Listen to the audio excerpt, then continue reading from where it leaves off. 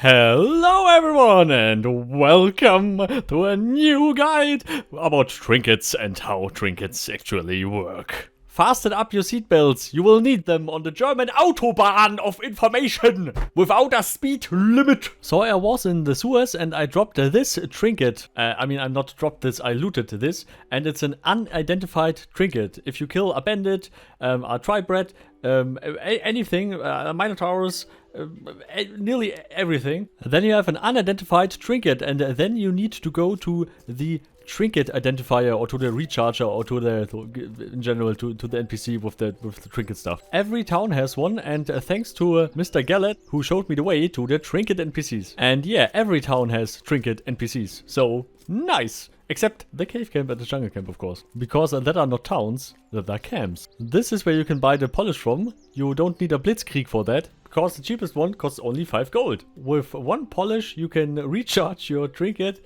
3 times, not three times, you have then 3 charges. So, but first we need to identify the trinket.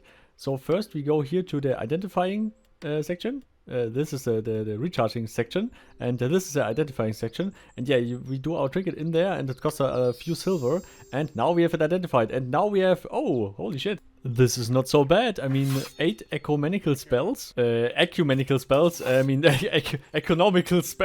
and 2% ecumenical defense. Now, after we have identified the item, we can't lose it on death.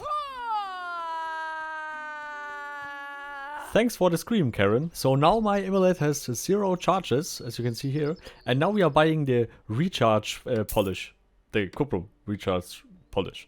And now we can actually charge our trinket. Awesome. So let's see how much we get out there, or more or less if it really charges 3 charges.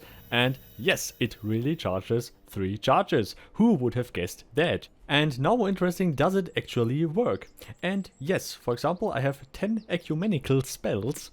And if I now equip this trinket here, I have 18 ecumenical spells. You know what I mean. And now let's see how the recharge function works. Haha, let's suicide! And as you can see in the loot bag, there is no trinket. So yeah, you really don't drop them on death. And the trinket lost 1 charge, of course. And yes, it has only 2 charges now. Now I killed myself again with the trinket in my inventory. And let's see if it's in the loot bag. And yeah, if you have it in your inventory and you die, you lose it. You have it then in your loot bag. So always equip your trinkets even when they are not charged. So let's recharge the trinket. And yeah, if you, for example, have 1 charge left on your trinket, or 2 charges, or 0 charges, and you recharge your trinket, then you have all the 3 charges again. So yeah, it doesn't matter. It doesn't matter when you will recharge your trinket, but it makes more sense when you really lost all the charges, of course. I mean, yeah. So just for example, if you have a trinket and you don't like the stats for that, you can change that. You need these fluxes. For example, you have a cuprum trinket, you need a cuprum flux. You have a gold trinket, you need a gold flux. These fluxes can be farmed as a spiritist if you're hunting spirits and stuff. Sometimes you get a flux from that. And with that flux, you can re-roll your trinket. And we will try this out right now. So we have our flux, we have our trinket, and we, no, not identify, we want to transmutate the trinket. So we are taking our flux in there and our trinket, or ring, or whatever shit we want to transform. And then we have to pay a few silver, and okay, this is worse than the thing before. 8 archery and 2 necromancy mana reduction. Yeah, normally you only do the transmutate on very high-end trinkets, for example the Oghmium trinkets and stuff, and not for this little shit cuprum thing. And here now, for example, are a few trinkets from the market. Yeah, they are a little bit overpriced right now, I guess, I don't know. So here we have, for example, 1 raw dexterity. This ring charged would give me 1 raw dexterity, and I have 127 dexterity right now. So I would have 128 dexterity if I am equipping this charged ring. Just for example, here is a ring with +1 constitution. It's not raw constitution. So if I'm charging this ring, I would not have 102 constitution. I would still have 101 constitution. So I just can free up 1 attribute point. So this is a very vital information. Raw attribute is very different from attribute. So more or less in conclusion, trinkets are perfect to give you more skill points or more slashing defense, more attack damage and stuff like that. So it's really perfect to enhance your character. And I personally think that the trinkets with the professions are one of the best, because I mean, if you die with your high-end trinket, Oghmium, whatever shit, then you pay actually 60 gold to recharge it.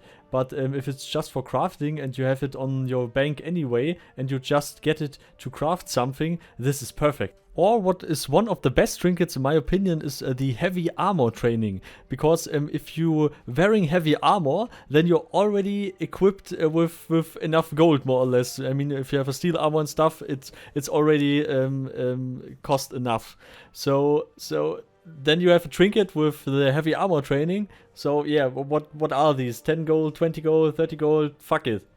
And I would only re-roll really the high-end ones, the Oghmium ones and stuff like that, and not the small ones. And yeah, and I also guess the trinket prices will drop over time all the time. So it's I mean it's just natural, yeah. I mean, no one is deleting the trinkets, so there will be more and more trinkets and better trinkets all the time, and we will come to a time where this stuff is not worth a lot. So more or less, don't get fooled by high trinket prices, because yeah, they will drop.